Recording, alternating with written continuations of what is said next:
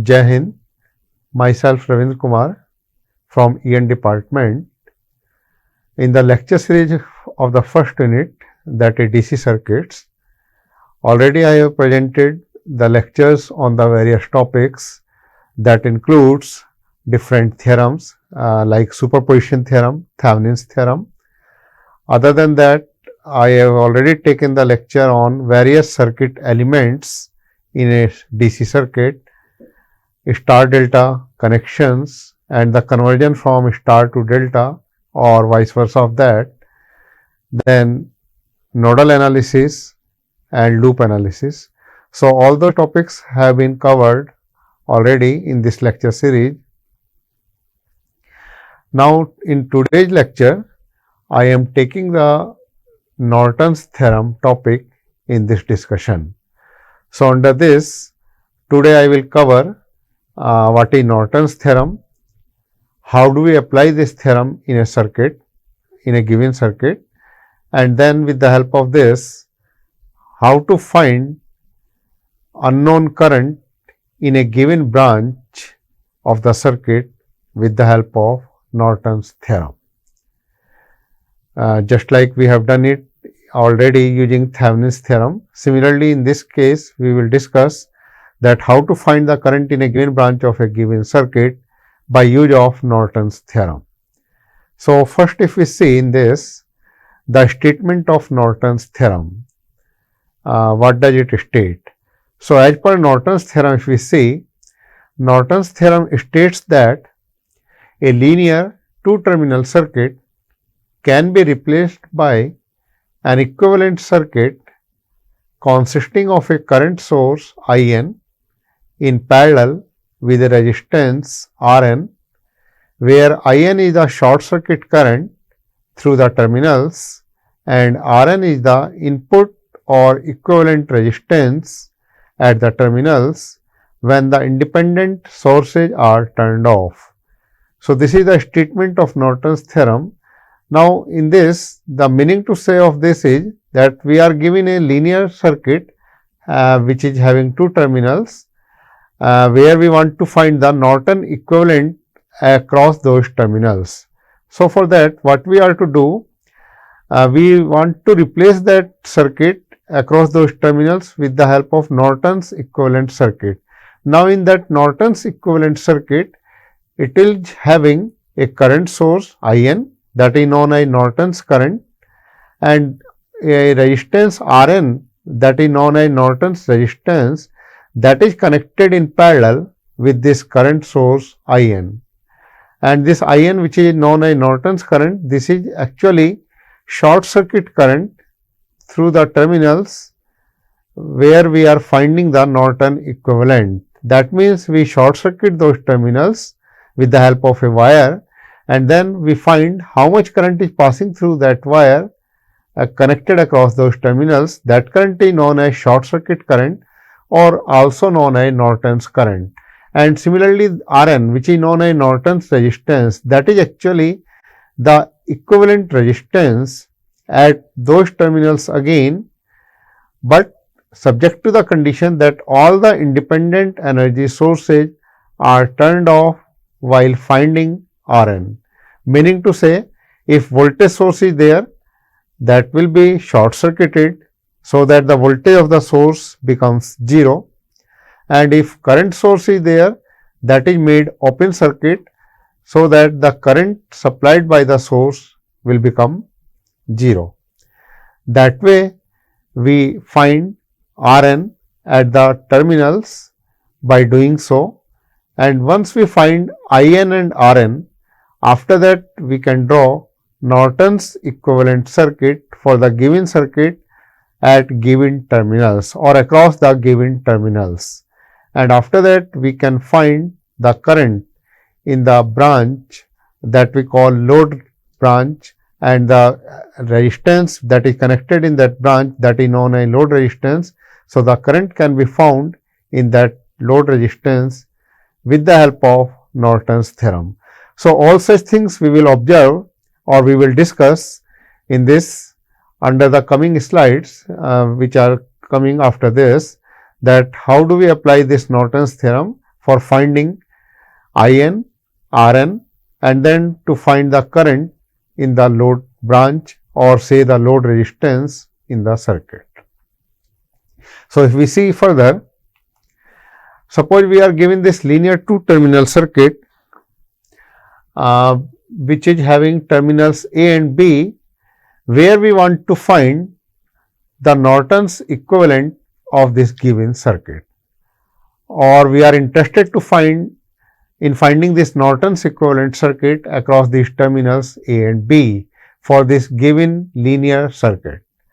So, what we are doing, as already we have seen in the previous slide, that we are to find IN, which is Norton's current, then RN, which is Norton's resistance, and then we can draw this Norton equivalent circuit, which is shown in figure B, that is consisting of this Norton's current source IN and a resistance RN connected in parallel with this source. This RN is Norton's resistance, and then again those terminals A and B are there, across which we are finding this Norton's equivalent.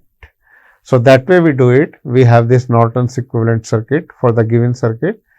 Now, further, how to find RN and IN, that is the next topic of discussion under this. So, if we see it as per this diagram which is shown in this slide, the diagram that is showing linear two terminal circuit having terminals A and B. So, for finding Norton's current, what we do? We short circuit these terminals A and B with the help of a wire, and then we find that what current is passing through that wire. That means, suppose the current is ISC, short circuit current.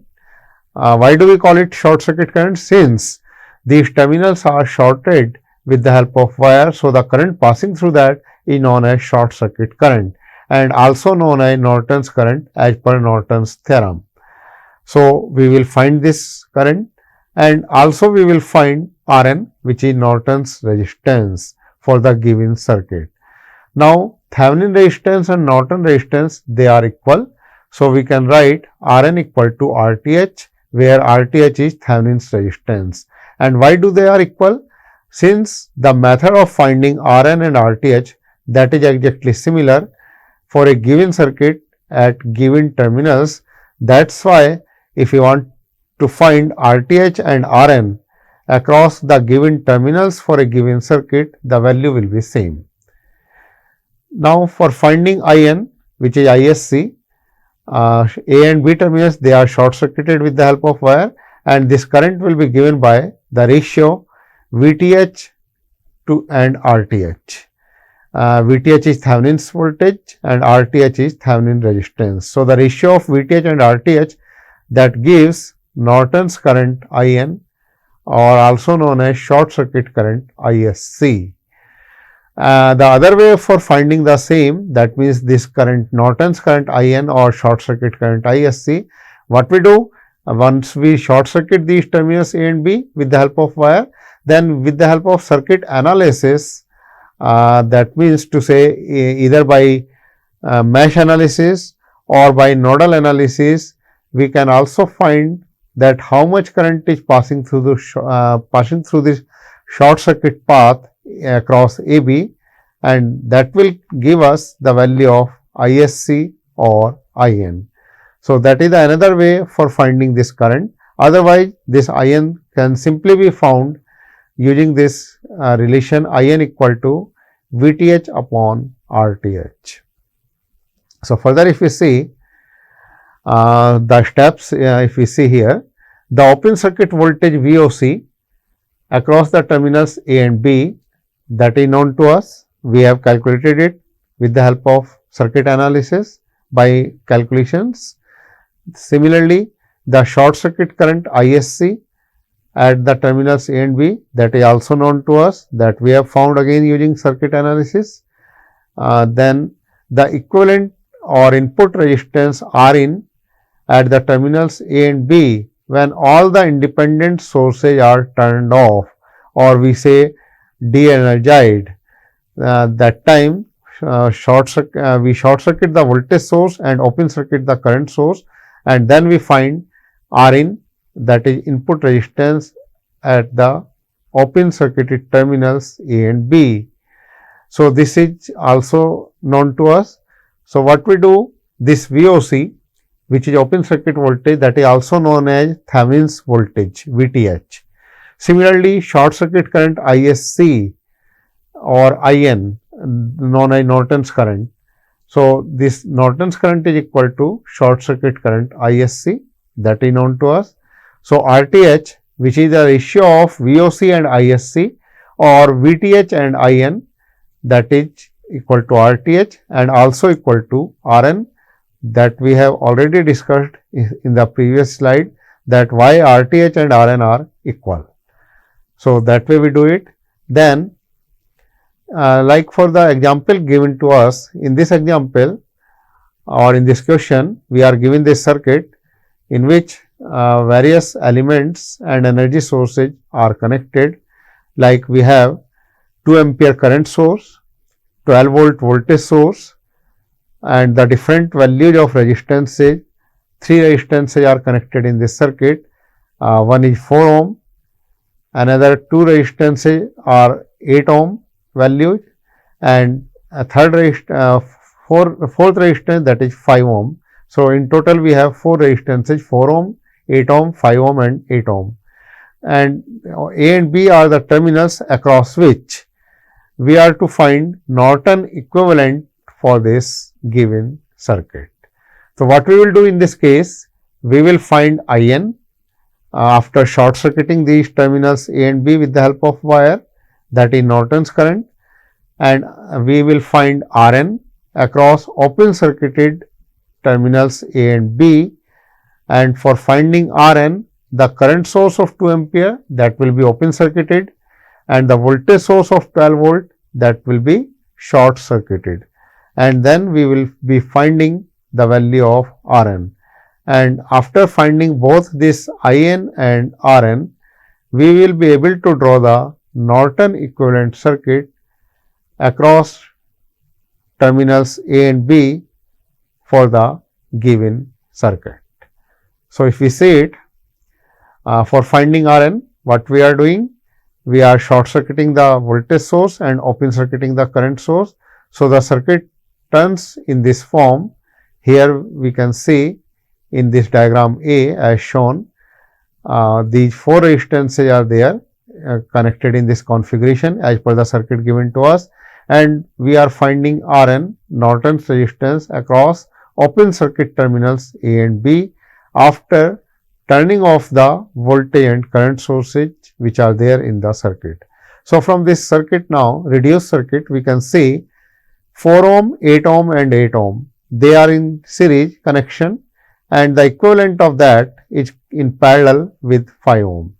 So, that way we can write the RN is equal to 5 in parallel with 8 plus 4 plus 8. Since 8, 4 and 8 they are in series, so the equivalent of them will become 8 plus 4 plus 8.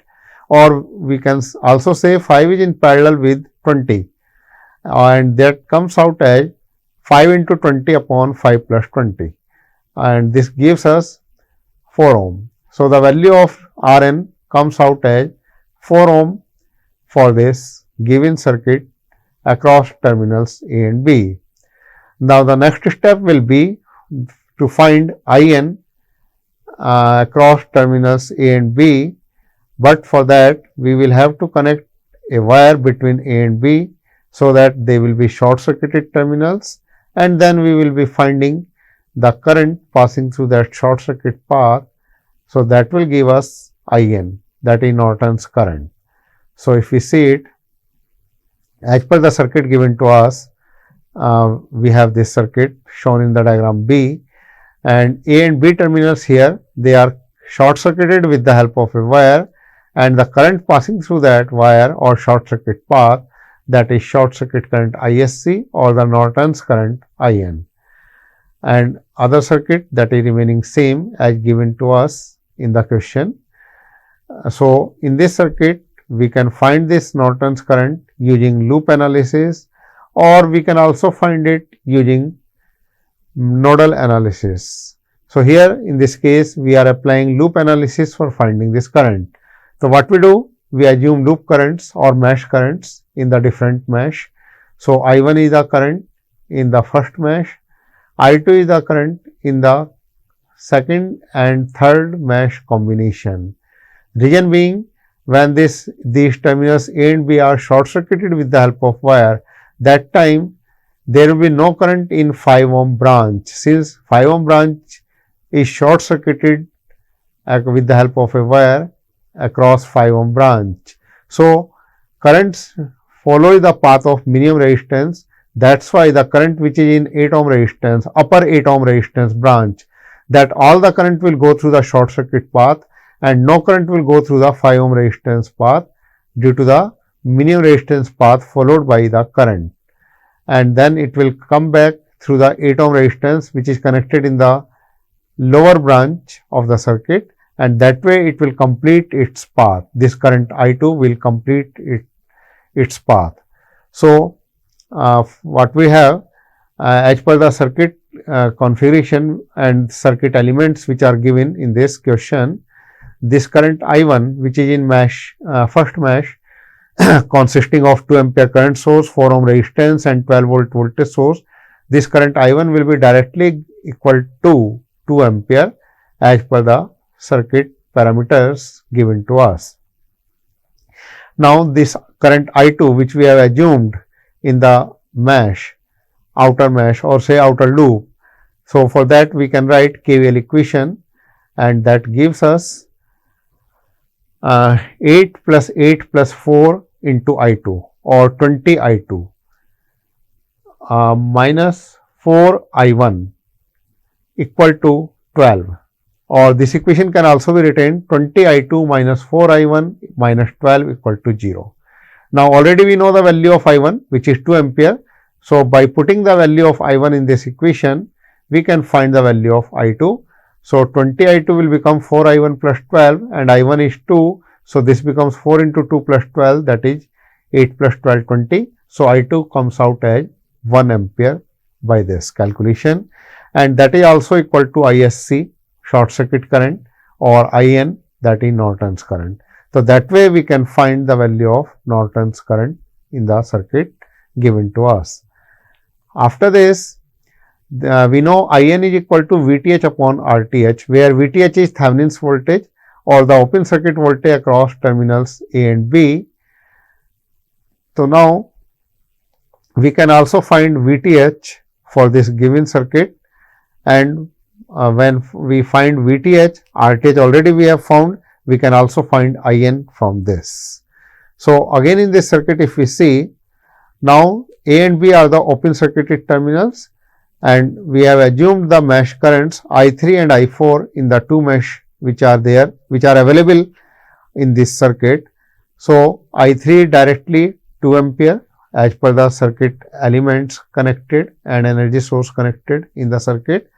So, I3 is 2 ampere as per that, and in the second mesh if we write KVL equation for the mesh number 2, where we have assumed mesh current as I4 in clockwise orientation.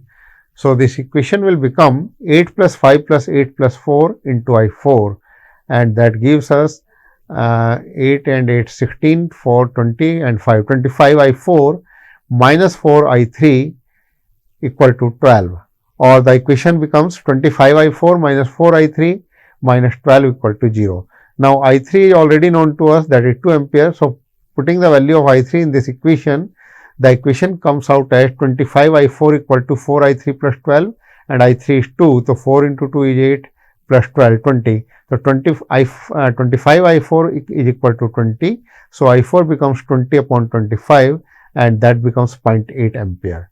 So, that way the current I4 is 0.8 ampere.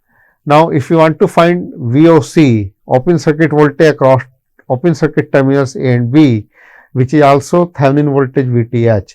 So, that voltage will appear across 5 ohm resistance, since this 5 ohm resistance is directly connected to terminals A and B, and the voltage across 5 ohm is 5 into I4, and that is VTH or VOC. So, I4 already we have calculated, that is 0.8 ampere. So, this voltage across 5 ohm becomes 5 into 0.8 or 4 volt, and that becomes VOC or VTH. So, by knowing this value of VTH equal to 4 volt, RTH already we have found that was coming as 4 ohm. So, IN from that becomes 4 volt upon 4 ohm, that is 1 ampere. So, from this method we can find the value of IN, that comes out as 1 ampere, and that already we have found in the previous slide, that was also giving us 1 ampere current, which was Norton's current. So, IN becomes 1 ampere. So, after finding this IN and RN both, now we can draw the Norton's equivalent circuit, which is shown in this diagram also. It will be having a current source IN, the value of IN is 1 ampere, that is written there, and a resistance connected in parallel with this Norton's current source, that resistance is RN, which is 4 ohm, that already we have found, and then the terminals A and B, they are there, which were given to us in the circuit or in the question given to us. So, this becomes Norton's equivalent circuit. Now, if there some resistance is given connected across A and B in the original circuit, same resistance will be connected here across the terminals A and B in this Norton's equivalent circuit, and then we can find how much current will be passing through that resistance which is connected across A and B terminals. So, suppose we have a resistance, load resistance we call that. Suppose that resistance is RL, which is connected across A and B. So, we can connect that load resistance RL across these terminals, and after connecting, after connecting this load resistance here,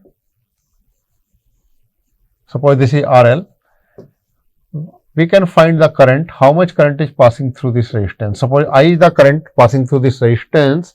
So, what we do, we apply parallel current division rule for finding this current I through load resistance RL. Since 4 ohm and RL, they are connected in parallel, and 1 ampere is the current which is coming to this parallel combination of 4 ohm and RL. So, the current I can be written as, using parallel current division rule, I equal to 1 into 4 upon 4 plus RL, or in terms of Norton's current and Norton's resistance, we can write it as IN into RN upon RN plus RL. So, that way we are finding the current, or we can find the current passing through the load resistance connected across the terminals A and B in the original circuit. Further, if we see, so this is the method by which we do it. Further, if we see in this another example, in this circuit we are having 32 volt voltage source, 2 ampere current source, and different values of resistance 4 ohm, 12 ohm, 1 ohm, and RL is load resistance, which is a variable resistance in this case, connected across the terminals A and B.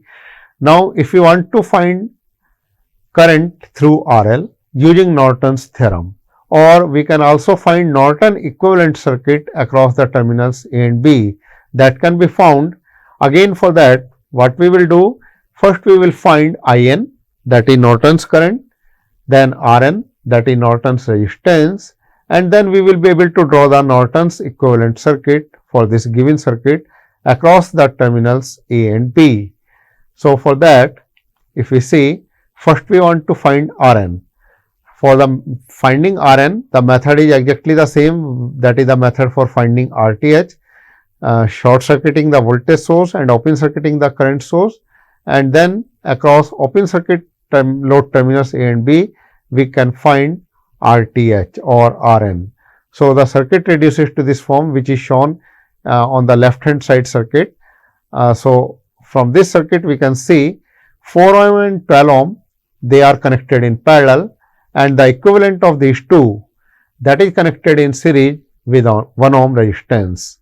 So, RTH or RN, that comes out as 4 parallel 12, that means 4 ohm resistance is in parallel with 12 ohm plus 1. Since the combination of 4 and 12 parallel, that is in series with 1 ohm resistance, that is why it is like this.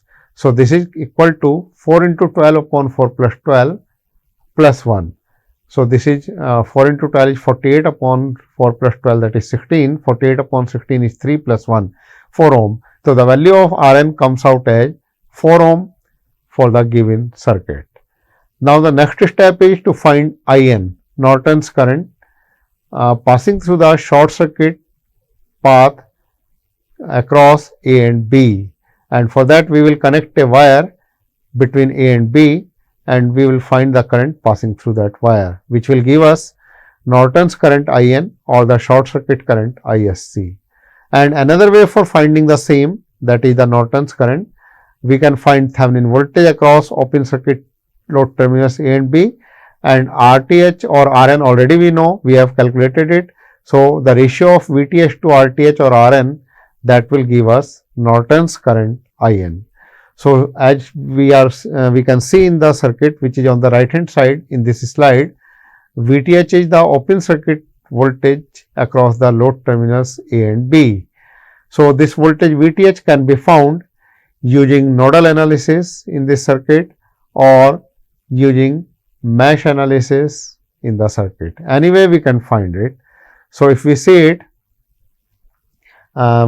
further in this slide, for finding In, if we want to find In here, what we are doing, we can find this current In again using different techniques like mesh analysis that can be applied in this circuit, or nodal analysis that can also be applied in this circuit. And this In is the current passing through this short circuit path between A and B, which is short circuited with the help of a wire. So, if we are applying nodal analysis in this circuit, what can we do in this case? We will first assume a ground node in the circuit. So, in the bottom line, we can take a ground node.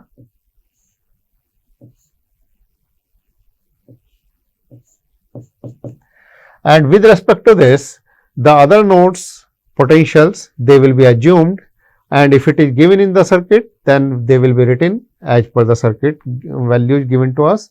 So, here in this case, like this 32 volts voltage source, the negative terminal of this voltage source, that is connected directly to the ground. So, this will become at 0 potential. So, the positive terminal, that will have a potential of 32 volt, and that is directly connected to this point. So, the potential of this terminal becomes 32 volt. Now, similarly, this 12 ohm resistance, the lower terminal of this is connected to the ground node, this terminal. So, the upper terminal, that is suppose having a potential of V, that we can write here V volt. Now, there is no element between this terminal and this terminal. So, the potential here will also be V, here it will be V. Now, A and B, they are connected with the help of wire, they are short circuited. So, what is the potential of B? Same will be the potential of A. Now, the potential of B is 0 since it is connected in the ground line, bottom line, which is having ground node. So, potential of A will also be 0. So, now after taking all such analysis, we can write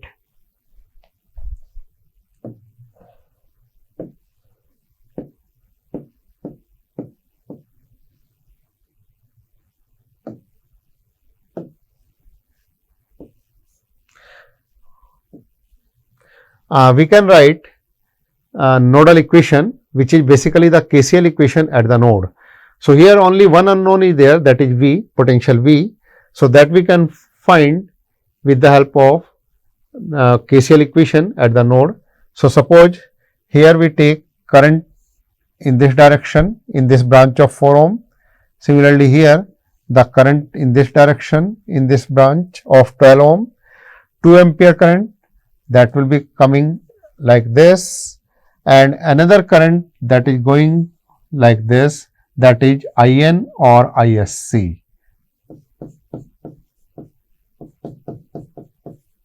In is Norton's current or ISC short circuit current. So, as per KCL we know algebraic sum of all the currents meeting at a junction point or node is 0, or in other words we can also say the current incoming to the node is equal to current outgoing from the node. So, as per that, this current in 4 ohm branch, that is incoming current.